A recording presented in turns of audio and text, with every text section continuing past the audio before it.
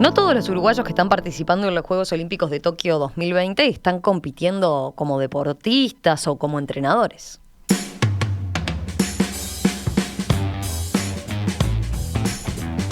Daniel Danners, arquitecto, deportista y exgerente de la Secretaría Nacional de Deporte, está en Japón como árbitro para la disciplina de waterpolo.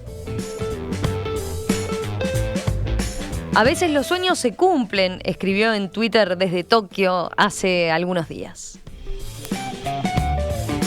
Vamos a charlar con él en estos próximos minutos a propósito de cómo es esta experiencia desde otro lado, desde el lado de árbitro de waterpolo. Daniel, ¿qué tal? Buenas noches para ti, bienvenido. ¿Qué tal? Bueno, buenos días para ustedes y muchas gracias por la invitación. Primera aclaración, has participado muchas veces en otros eventos internacionales en materia de deporte, ¿no? Por ejemplo, en mundiales y demás, pero son los primeros Juegos Olímpicos, ¿no? Sí, Juegos Olímpicos sí, son los primeros, exactamente. ¿Y en Tokio habías estado alguna vez? No, había estado lo más cerca, he estado en China, había ido un par de veces, pero en Tokio no. Has estado haciendo un seguimiento bastante detallado, por ejemplo, en tu cuenta de Twitter, ¿no? De lo que ves, de lo que vas viendo. ¿Cómo definirías? ¿Qué es lo que más te ha llamado la atención de estos Juegos Olímpicos?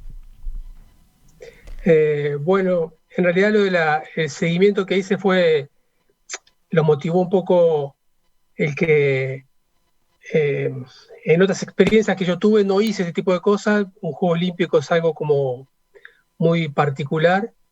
Este en especial es muy singular, y la verdad que no sé qué fue lo que me motivó a hacerlo. Capaz que fue la necesidad de salir un poco de esta especie de burbuja en la que estamos. Cada disciplina está teniendo que restringirse por las razones obvias, la necesidad de cuidarnos y de cuidar también al país anfitrión que también está expuesto.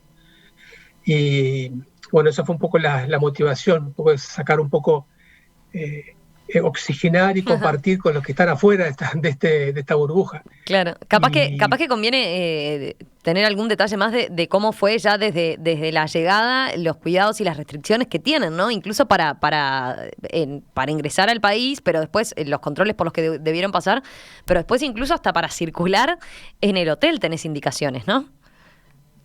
Sí, exacto. Bueno, tenemos los controles de temperatura, biométricos, de identidad, las acreditaciones. Hay temas de seguridad que siempre hay en estos eventos, pero en este caso incrementados por los controles sanitarios, que además se reflejan en sí un poco lo que, como tú decías, en cosas raras, como que los corredores del hotel están divididos como en dos vías, la vía verde y la vía roja. Quienes estamos hace menos de 14 días en Japón, que además tenemos que registrar todos los días, tenemos que registrar nuestra situación de salud, la temperatura, tenemos que hacer todos los días un control mediante saliva de estar no contagiados. Bueno, quienes estamos en cada cual en su vía, digamos, los que estamos en la vía roja, que somos los que tenemos menos de 14 días de permanencia en Japón, no podemos circular por donde están, bueno, los japoneses en sí y los que están hace más tiempo. Entonces, bueno, es un poco, en realidad eso, estrictamente esas dos vías están separadas por un cordón y digamos que Ahí la estamos viendo separación no las es... imágenes, digo, para los oyentes que puedan seguir la transmisión bueno. en la web. Ahí se ve clarito, entonces hay un cartel que dice Free, que es el verde, y donde se indica la línea verde, y otro que menciona eso, a los que tienen menos de 14 días, ¿no? Y ahí es la línea roja a seguir. O sea que tienen todo guiado esos desplazamientos en la interna del hotel. Y hotel, aclaremos que donde ustedes se están quedando, que queda por fuera de la Villa Olímpica, pero sí tienen incluso restricciones para salir del hotel como tal, ¿no? No es que puedan ir a pasear por Tokio, sino que lo que pueden llegar a ver de la ciudad es en el trayecto, ¿no? Hacia la piscina cuando tienen competencia de waterpolo. Sí, la ciudad la veo por la ventana del hotel. Yo por suerte estoy en un piso 11, aunque bueno, en realidad lo que veo es un contrafrente, así como una cuadra, veo un parque en el medio, y después por la ventanilla del ómnibus, y lo que podamos espiar desde la propia el complejo deportivo, pero tenemos prohibido la salida, mismo en el propio hotel, que hay instalaciones como gimnasio o piscina, no las podemos utilizar. O sea, tenemos las restricciones bastante fuertes en ese sentido. Y bueno, y eso también, de alguna manera, bueno, no deja de ser un poco como que si se pudiera agregar algo más a estar en un Juego Olímpico, que sería bueno conocer algo de la ciudad, estaría fantástico. Lo que tratamos de hacer es adivinar lo que vamos viendo e interpretar lo que está pasando ahí, intentar explicaciones o interpretaciones. Y bueno, y a lo mejor eso, el haberlas compartido también motivaba, si se podía, generar algún intercambio y aprender y entender algunas cosas. Veía es cierto que la población japonesa en realidad estaba bastante en desacuerdo, ¿no? La opinión pública de que efectivamente se concretaran estos juegos allí, porque claro, desde la situación ideal que se previó en 2013, ¿no? Cuando Tokio fue como tal designada la sede de estos Juegos Olímpicos, era un panorama completamente distinto. Y además, claro, la propia población japonesa tiene muy poco nivel de inmunización, ¿no? Apenas un 15% de la población concretamente fue vacunada. Entonces, ahí estaban todos los temores. De todas formas, tú comentabas que los japoneses en general han sido muy amables y hospitalarios, ¿no? No, en ese sentido, sin duda, el contacto con los japoneses ha sido muy cordial, súper amables, como siempre los percibimos, ¿no? Con como esa sonrisa espontánea que siempre les aparece y les asoma. También hay muchos que se los ve ajenos, ¿no? Nosotros pasamos por las calles y muchas veces son ajenos totalmente a nuestra presencia, pero también los que se detienen para saludarlo, lo hacen de manera, bueno, muy, muy expresiva, como suenas, digo, todo lo que hemos visto alguna vez o imágenes o lo que sea de estas culturas, como que tienen una simpatía, una espontaneidad muy, muy grande, sin eso de saludar y bueno, de manifestarse. Eso ha sido así. No hemos tenido ninguna manifestación negativa, digamos. O no saben qué pasamos, o los que saben nos saludan con alegría. Hablemos un poquito más ya del panorama que se ve en los estadios, o mejor dicho, en el caso tuyo, en la piscina, ¿no? Donde se disputa el partido de waterpolo. El otro día comentábamos que en algunos deportes están tratando de simular de alguna forma algo de público. En el caso del waterpolo, ¿qué han hecho para tratar de alentar a los deportistas en la grada? No, mira, bueno, estrictamente yo hoy, que fue el primer día que más o menos pude ver algo en la televisión de otros deportes, hasta ahora no había podido ver. En natación hay público japonés, algo de público japonés. En waterpolo no hay nada de público.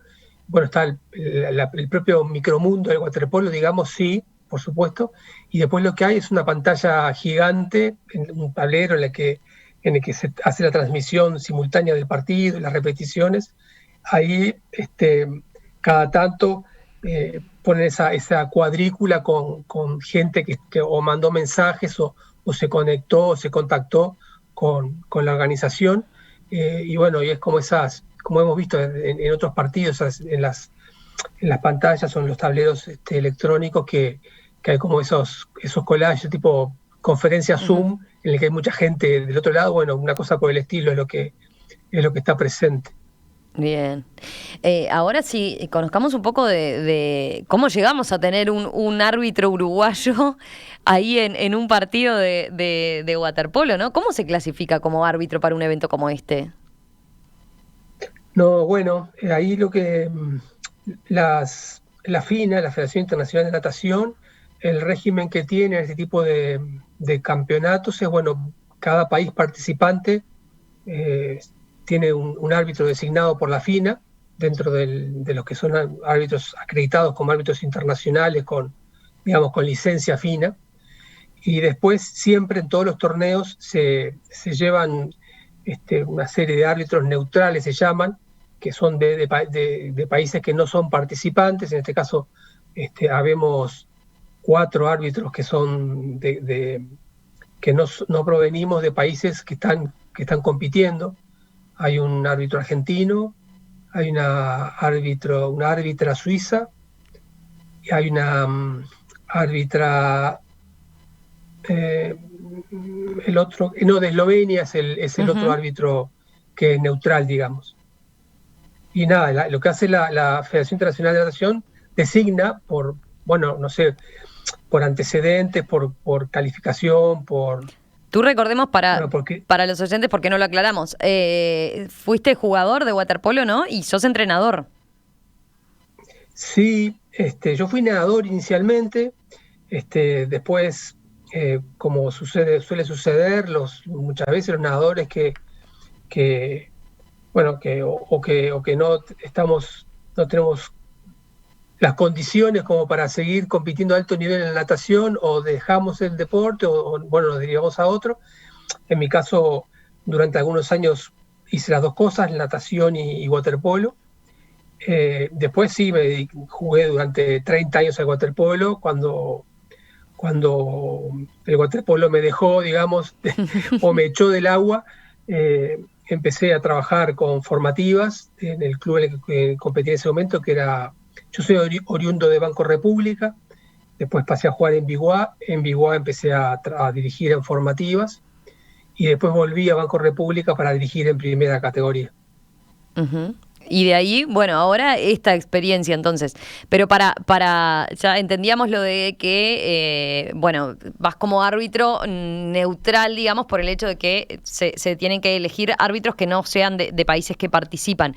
Pero ¿te implicó un entrenamiento especial, algún tipo de postulación especial, algún tipo de prueba? ¿Tuviste que hacer clasificatoria? No, en realidad la FINA lleva un registro de los árbitros activos y de los partidos que van dirigiendo, los antecedentes, y bueno, designa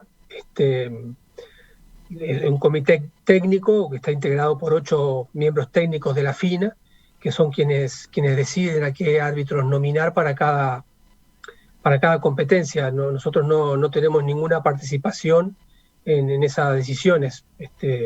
Simplemente, digo, de lo que vamos actuando, ellos toman lo que les parece mejor o menos malo. Y en el caso entonces te tocó arbitrar, de hecho te enterás del partido ahora en los Juegos Olímpicos, te enterás del partido la noche antes, ¿no? Del partido que te toca arbitrar. Sí, siempre sucede así. La organización es el día previo a que inicie el torneo, hay un congresillo técnico que se llama, en el que participan los árbitros, los delegados y los entrenadores. En ese momento se comunica la designación para la primera fecha, y después al final de cada jornada se hace la nominación para la jornada siguiente. O sea que no se sabe nunca no hay un plan de partidos. Siempre está la posibilidad de al otro día tener que arbitrar o no. Y te tocó arbitrar como árbitro de gol. Capaz que para los que no somos entendidos en waterpolo hay que explicar qué es el árbitro de gol. Bueno, en el waterpolo hay 2 árbitros centrales que tienen la misma jerarquía, digamos, son los que dirigen el juego. Y después habemos, en este caso en el que participé yo, somos dos jueces de gol, son 2 árbitros de gol, que son asistentes, tienen un rol de consulta para los árbitros centrales. Básicamente ayudan en la definición de jugadas dudosas, de por ejemplo, si la pelota pasó completamente la línea del arco o no, si un tiro que se va fuera por la línea de fondo es córner o es saque de meta, si hay alguna infracción cuando los juegos se reinician. Ese tipo los jueces de gol tienen ese rol, es un rol que no es vinculante, digamos, los árbitros no tienen por qué hacerle caso a la indicación del juez de gol, la responsabilidad es de los árbitros y nada, se apoyan en los jueces de gol porque para esas situaciones tenemos una mejor ubicación, pero no quiere decir que tengan que hacer caso a la indicación que damos nosotros. ¿No hay como VAR hoy en día en el waterpolo? Hay, desde hace 3 años hay VAR para situaciones muy puntuales, para gol o no gol, también cuando inclusive se mantenga la duda de si la pelota pasó o no. Para la situación en el waterpolo tiene algunas similitudes con distintos deportes. Con el básquetbol tiene la similitud o el aspecto parecido de que es el tiempo de juego, es un tiempo neto de juego. Cuando hay detenciones se detiene el reloj y hay tiempo de posesión. Entonces puede suceder que haya la duda de si un tiro se realizó dentro del tiempo de posesión o pasado el tiempo de posesión. En esa circunstancia también se puede recurrir al VAR. Y la otra opción, el otro uso que se puede hacer durante el partido es si hay algún fallo técnico, digamos, hay el sistema de pedido de tiempo fuera del timeout, es un sistema electrónico que puede fallar. Si se comprueba que hay una falla, se utiliza el VAR también. Y el sistema lo que sí también hace, bueno, graba todo el partido y permite, después del partido, si hay situaciones de violencia que no hayan sido vistas durante el partido, no hayan sido vistas por los árbitros, se puede después del partido sancionar a partir de esas imágenes. Inclusive a pedido de algún equipo, si algún equipo se ve perjudicado, puede solicitar que se revea esa jugada. No se cambia el resultado, por supuesto, pero se puede así sancionar a algún jugador que haya incurrido en una situación antideportiva. Bien, perfecto, ya entendimos bastante más entonces. Tenía presente, no te podemos preguntar, por ejemplo, de candidatos favoritos o cuáles son las potencias y demás, porque por rol de árbitro, tal como el que estás desempeñando, no se puede, ¿no? Ese tipo de consideraciones. Pero sí te iba a preguntar, a ver, para aquellos oyentes que no conocen mucho del deporte, que no están familiarizados, ¿qué les podés decir para convencer de que se prendan en las transmisiones a eso, a quienes no están habituados o no conocen de waterpolo, ¿no? Sí, no, efectivamente no estaría bueno que yo dijera si me parece que hay algún equipo que es mejor que otro, estaría demostrando cierta parcialidad eventualmente. De todos modos,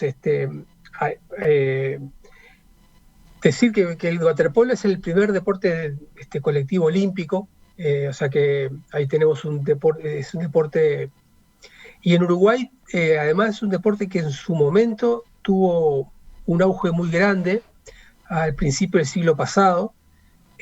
Inclusive hay crónicas en diarios en los que hay algún cronista que, bueno, lamentablemente no acertó con su pronóstico, que decía que el waterpolo estaba destinado a destronar al fútbol en la preferencia de la gente. Se jugaba en la escollera Sarandí, la vieja escollera Sarandí, donde estaba después estuvo la Chata de Neptuno. Ahí se jugaba, hay fotos con mucha gente viendo los partidos, eran qué interesante. Había álbumes de figuritas de jugadores de waterpolo, o sea, efectivamente era un deporte que tenía mucha popularidad en Uruguay. Así que bueno, capaz que ver con partidos del mejor nivel del mundo, de un deporte en el que Uruguay además fue precursor. Uruguay fue a principios del siglo pasado, fue campeón sudamericano reiteradas veces, o sea, tiene historia en Uruguay. Después lamentablemente se discontinuó su disputa y recién se volvió a jugar en el año 80. A mediados de los 60 se dejó de jugar y en el año 80 volvió a jugarse al waterpolo en Uruguay. De hecho, hace poco lo comentaba con Luis Insaurralde hace unos días, en estas reflexiones que uno a veces hace o vueltas que le da a las cosas. Es como, yo le decía que de alguna manera esta experiencia mía ahora es una especie de también de tributo a mi padre, en tanto mi padre fue el promotor de que el waterpolo volviera a jugarse en Uruguay en el Ujú. 80, o sea, el responsable de que el waterpolo volviera a Uruguay, fue mi padre, así que de alguna manera como que bueno, es como raro la vuelta de la vida, pero siento que además era un amante del deporte. De alguna manera Qué linda estoy, historia. Así que sí, sí, se cumple homenajeándolo. ese sueño por todos lados. Acá me Sí, preguntaban, hablando de la familia, ¿qué parentesco tiene con el profesor de matemáticas? Fue mi ascripto en el Liceo 32, un genio. ¿Era él? era papá, exacto. Ajá. Bueno, Sí, ahí, Majo dice de Montevideo, en el año 1986. claro, sí. Bueno, la verdad que me emociona, le agradezco al oyente por la mención. Siempre es bueno que recuerden a los seres queridos y que lo recuerden así. Sí, de papá todos hemos recibido ese tipo de, de recuerdos Ujú. con la gente con la que él se fue relacionando en los distintos ámbitos. Bueno. Daniel Danners, entrenador de waterpolo, ahora oficiando ahí en los Juegos Olímpicos de árbitro de waterpolo. Muchas gracias por este contacto y por contarnos de esta experiencia y por acercarnos también al waterpolo y a cómo se está viviendo allí en Tokio 2020. Un abrazo, gracias. No, la verdad que muchas gracias a ustedes y sobre todo este último mensaje del oyente hace doblemente reconfortante la charla con usted, así que el agradecido soy yo profundamente. Un abrazo. Suerte, éxitos. Muchas gracias.